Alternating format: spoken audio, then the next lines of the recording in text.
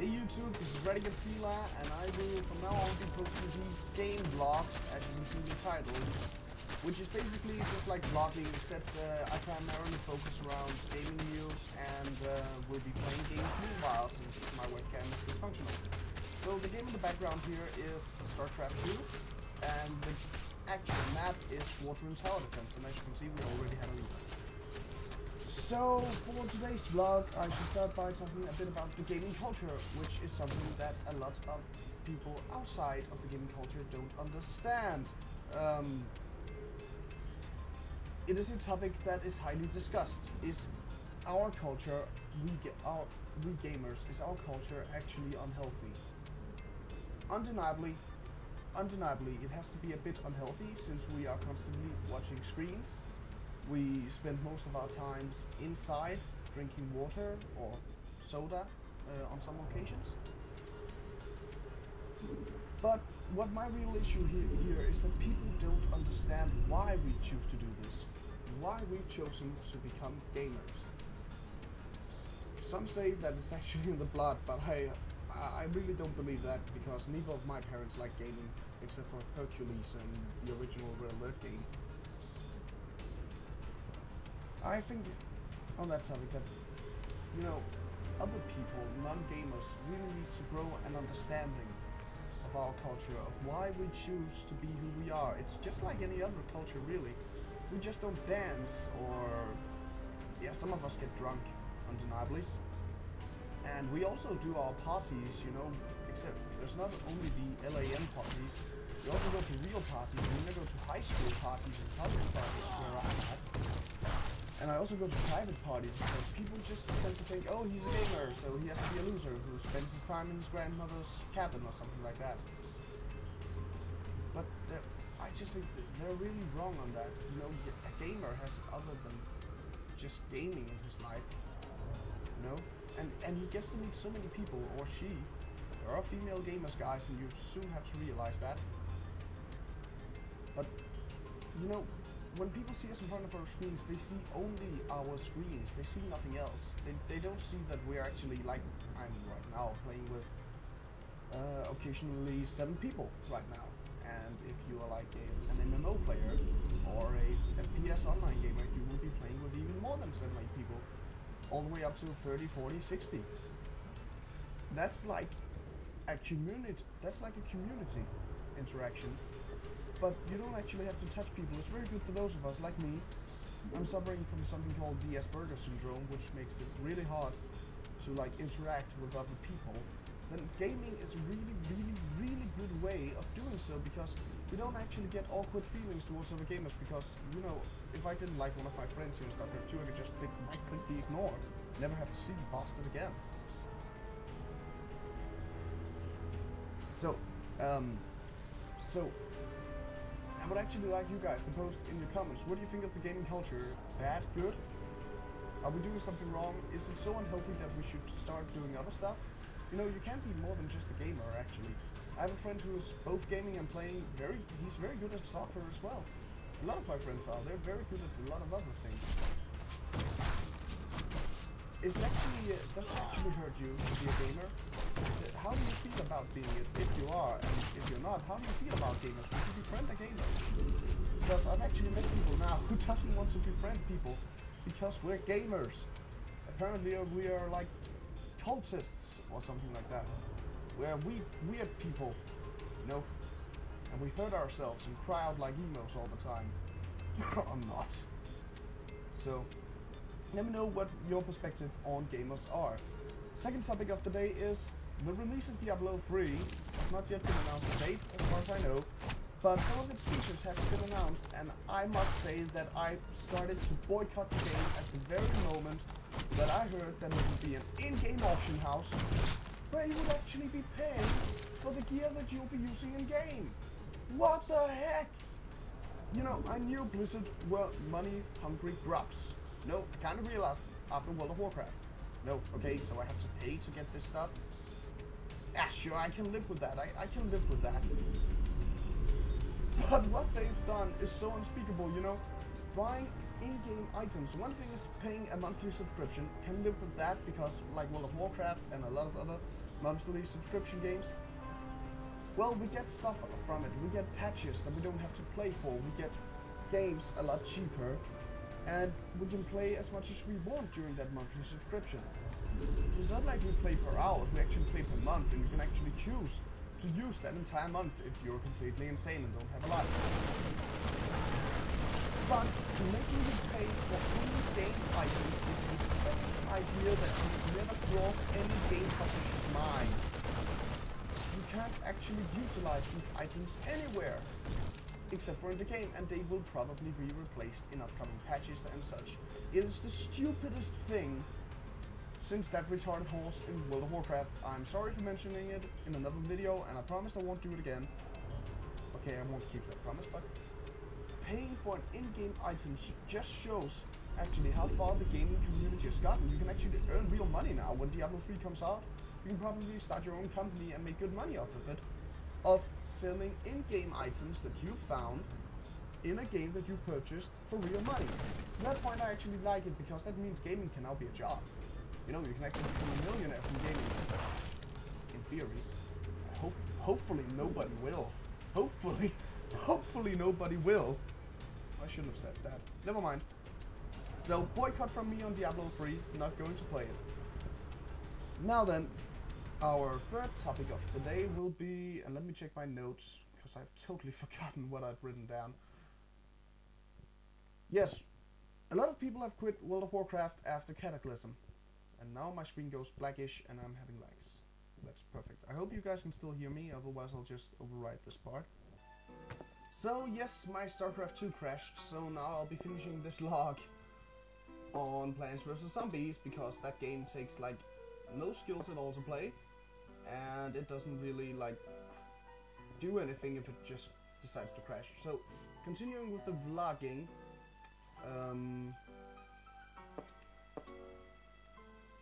I was about to talk about how returning to WoW is now a recommendable idea, at least if you want my opinion. I quit WoW along with a lot of other people when around patch 4.1 hit. I don't know which one was the Sandalari. I don't know. Anyways, I quit WoW like many others, and then I found it in my heart to return, purely out of, you know, nostalgia, and my friends told me, yeah, it's still bad, but like, now we can better play together, and I was like, well, why can we actually play together in a better fashion? We still have to be in the same server, and I'm not on your server, because I like to roleplay. And then it came out. Just right after I said those words, we all came to realize that Blizzard had released the fact that we can now play with our real-life friends, real ID friends, across server realms. Now, that is a pretty damn good idea that should have been implemented a long time ago. Yes, brains is a good idea too, Mr. Zombie. Why it wasn't there from the start, I don't know. I really don't know. We should always just be able to play with our friends, but this is seriously going to like, I don't know, block off one of Blizzard's main investments, the server change, because now we actually have like no good reason to switch server. All of our friends are in our friend list, hopefully. And as real ID friends, so we can always just like hook them up, and then we can go group together, do dungeons, do raids. Actually, I'm not sure if raids are actually available. I don't know if PvP is a dungeoneer, as some of you might know. So, but that is such a good feature that far too few MMOs have. I actually believe that WoW is the only one currently supporting this system. Being able to actually play with your friends, wow. It sounds so big, but it actually isn't. It's just a matter of, well, now let's have some fun together, because that's why we're playing this game. And then one of us decided to switch to another server, and then the next one followed, because they could get into better guilds, or they could, I don't know, get better gear, they could play with more of their friends than they could, or one of the friends that they were supposed to be playing with on this server just weren't good enough anymore, he had lost his skills, or something along those lines. Anyway, my point being, that with this new feature in mind, and the fact that the Firelight patch has been unleashed upon the World of Warcraft, I can seriously recommend returning to play it, at least, you know, it doesn't really cost that much. If you quit because of the money, you seriously need to reconsider, because World of Warcraft actually isn't that expensive. It takes like not even 1/80th of my monthly income. I don't know about, you know, perhaps children wouldn't be able to pay for it, and that's good, but if you are an adult and have any sort of decent income aside from drug dealing and such, which, by the way, if you do, you get help, then why shouldn't you be able to just check it out 1 month? 1 month of subscription is all it takes, and then you can say, oh, I retried it. Did I like it? No. Or maybe you did. Maybe you actually liked it again. And that would be totally awesome, because then you can start playing again, because World of Warcraft is the best MMO. That's not just me being a fanboy of Blizzard, because I'm definitely not. But it's just pure fact. World of Warcraft is the best of all MMOs right now. Why? Not because of its huge player base, certainly not because of the universe, which has been screwed over so many times by well, it is because of the amount of good things in it. So people playing World of Warcraft about nerfs, about bugs, about everything. Well, yeah, if you were in charge of bug this in Blizzard's company, you know, maybe you wouldn't actually get every bug down. Try picturing yourself in their place. There's a bug, sure. Well, we have this new content, which will undoubtedly make a lot more people more happy than fixing this little bug inside one single dungeon. Of course, the bug needs to be fixed eventually. I'm not saying that you shouldn't. But it's one thing of the start, you know? Just accepting the fact that this game has some faults. They get worked out. It will be worth playing to me, if not right now, eventually. So I should probably give it another go, you know?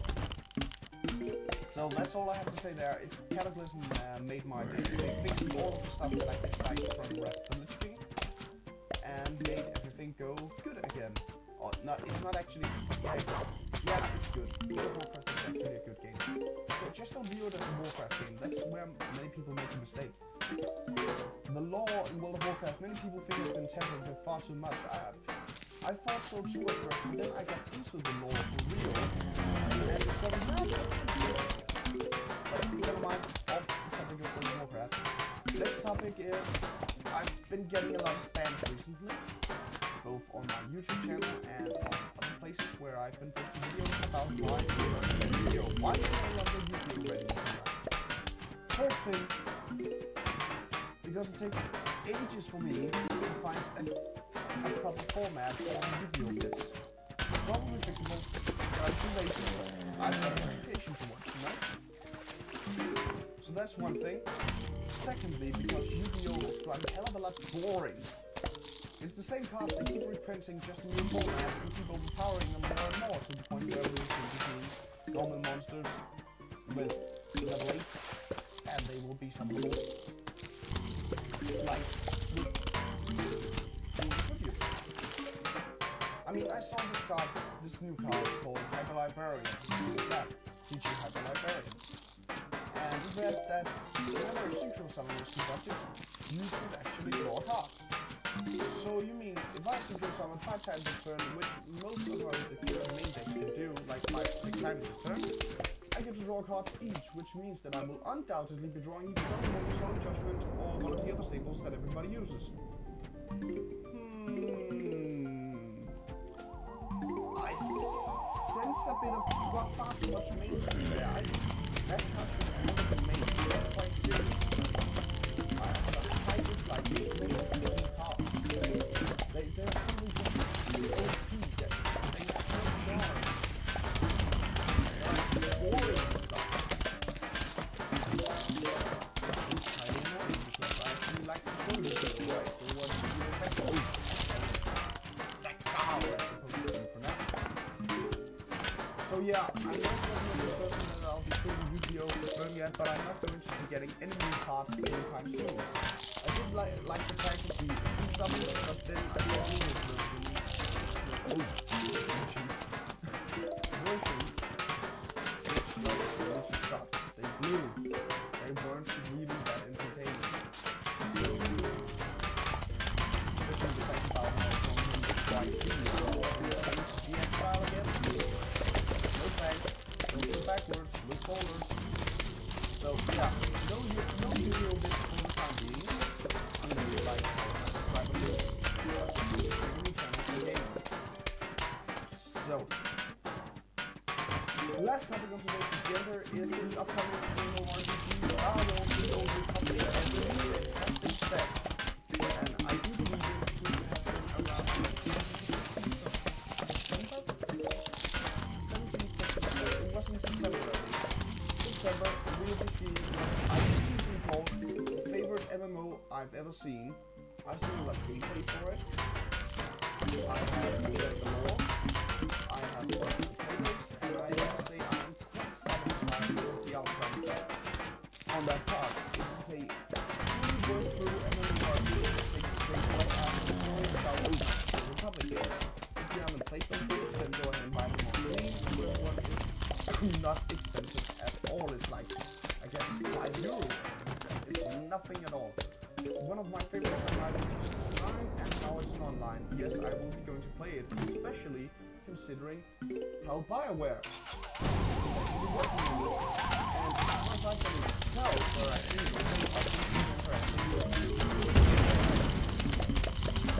which again is totally awesome. Let's do it actually like a role player way to an MMO, which is totally sick. You know, they will have some of it. I've not played it, but I've heard that it doesn't have it. So I'll just assume that, and if I'm wrong, you will let me come. I will apologize. On Xbox. I got my pre-order for the Old Republic, and pre-order review. Then you get it before everyone else, or at least before a lot of other people. Pre-ordering the Old Republic will actually mean that you get access to exclusive in-game items. For example, you get a lightsaber crystal, which I do not, as far as I can tell, think is fairly overpowered. It is not. But it is kind of cool, you know, you got this crystal. I hope it's a purple one, because purple crystals look awesome. And you get to log onto the game before those people who did not, in fact, pre-order. Which is even more awesome, because then now you actually feel like, oh wow, yeah, I pre-ordered, yeah, so what, I could just go to the store and pick it up. Yeah, but I could play before you, so now I have an advantage. Which I think is totally cool, because first of all, the pre-order is not just in chosen retailers, at least it's not, I think, as far as I know. It is actually, it's actually just there, you know, everyone could pre-order it, even digitally, and get stuff. Now one thing, however, is they've gone a bit overboard with the collector's edition of Star Wars SWTOR Republic. First of all, in Danish kroner, which is our currency, it costs 1200, which is actually like 1/3 or 1/4 of what I earn every month. Just from going to school, by the way. That's a bit too much, 1/4. Okay, why? You get this awesome Sith statue with the villain, I believe he is, one of the Darths from the game, which can be placed on your table or used as that paperweight or whatever you see fit. And you get a lot of behind the scenes DVDs and such, just as with any other proper collector's edition. So I think it's a bit pricey, but I'd still go for it if I'd had the money, because that Sith statue looks totally awesome. Also, collector's edition gets entrance to exclusive vendors in game. Exclusive vendors in game. No, I dislike. Big dislike there. That's just what I talked about a few moments ago. You should not be able to get access to in-game items, except for small-time things like, you know, lightsaber crystals. That sounds fairly good. Or perhaps a specific little companion pet, like in World of Warcraft collectors. But just from paying more than other people, you should not be getting allowed to use specific vendors with better gear than everybody else. It is just wicked and sick and should not be done. Well, leave a comment if you disagree, or if you agree. I'm totally down on that one. Thumbs down to BioWare, or whoever actually was into the publishing of that game. Anyways, that was me done for today, and thank you for watching this game vlog, and I shall be seeing you again soon.